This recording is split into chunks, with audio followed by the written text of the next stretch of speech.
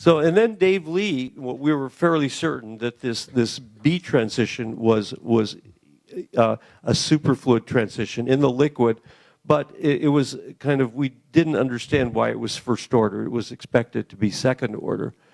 But then Dave said, well, we have this other transition. Why don't we go back and see if we had believed that that was in solid helium-3, not in the liquid. And so we started, the all liquid signal, NMR signal, was this little red thing. And then just at the temperature where we started seeing weird things happen, the solid NMR signal is much larger. So the liquid, because it's a degenerate Fermi fluid, has a Pauli susceptibility independent of temperature. The solid would have more or less a Curie susceptibility going like 1 over temperature. That's why it's so much larger. And what we found, though, was that as we cooled below the temperature of that first kink, which we later called the A transition, we saw the liquid NMR signal moving out from underneath the solid, and gradually, as we continued to cool, moving further and further away from the Larmor frequency, where it should have been sitting. And then when we saw the little drop in pressure, let me see if I can go back and find that. That's this thing here labeled as B. So I wasn't very inventive. I could have called this something else. You'll see later on that I actually came up with better names for things I discovered. So this is A and that's B. So let me go back down here now. Okay, so Dave Lee thought we should see whether the solid NMR signal shifted as we went through the A transition. That had anything to do with nuclear spin ordering in the solid. And what we found instead was, in fact, the liquid NMR signal shifted. So we kind of interesting, you know, you have something and you know that it's not expected.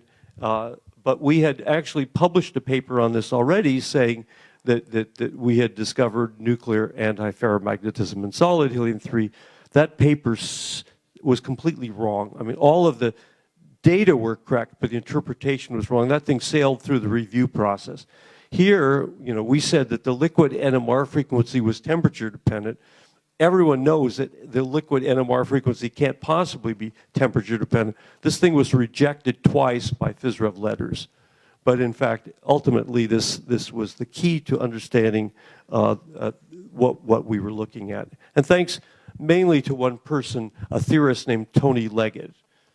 So what we did was found that in any magnetic field, if we plotted the liquid NMR frequency squared minus the solid NMR frequency squared, it was a unique function of temperature independent of external magnetic field. So here you have data from these are our Larmor frequencies, but this is a factor of 20 variation in the magnetic field, and all of these data lie essentially on top of one another.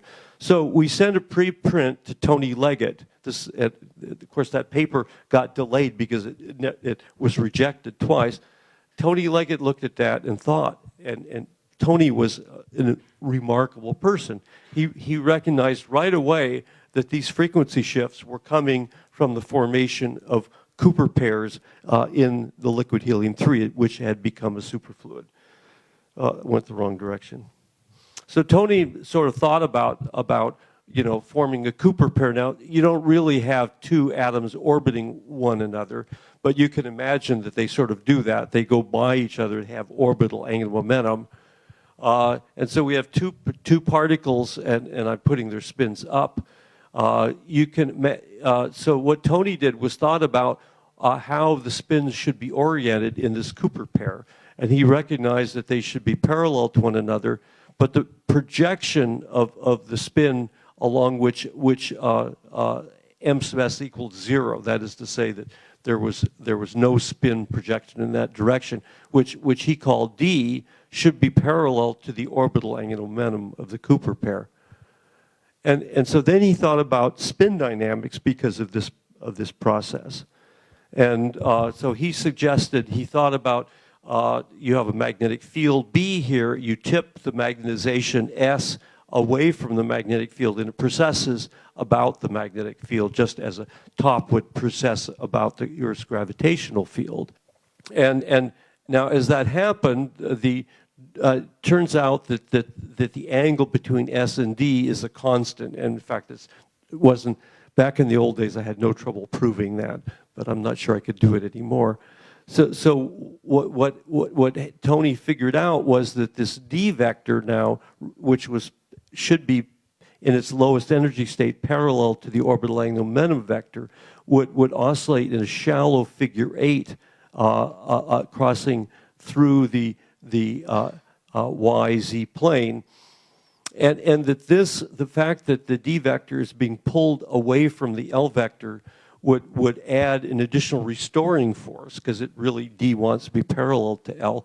That would cause the spin to precess faster. That would explain the frequency shifts that we had observed.